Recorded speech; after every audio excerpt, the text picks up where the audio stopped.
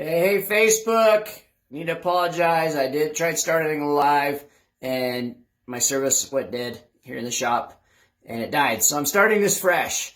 So say hi to Kelly. She's in the office today. Our youngest is at preschool, so he's busy at school, and so Kelly got a break and she came down to the shop to do an interview. Today, how do I know when it's time to end my or when it's time to buy a new water heater? When's the end of the life of the water heater happening? I'm going to show you on an electric water heater. On a gas water heater, I'll show you some things to look for as well and give you recommendations. But on this one, because we have an electric water heater here, that's what I'm going to show you. So let's go ahead and flip you around and go into it. Let's flip around. Come on. Okay, it's not letting me flip around. It's being weird today. All right, so basically what you want to do is you want to look first of all down here at the bottom and see if there's any water coming out.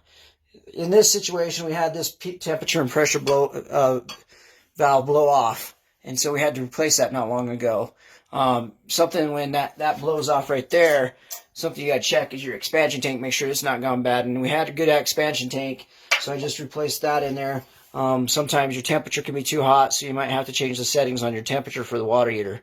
In this situation, it was just the temperature and pressure valve, and we was able to get it fixed. Now, electric water heaters, if you flush it every year down there in the drain, I'm pointing to,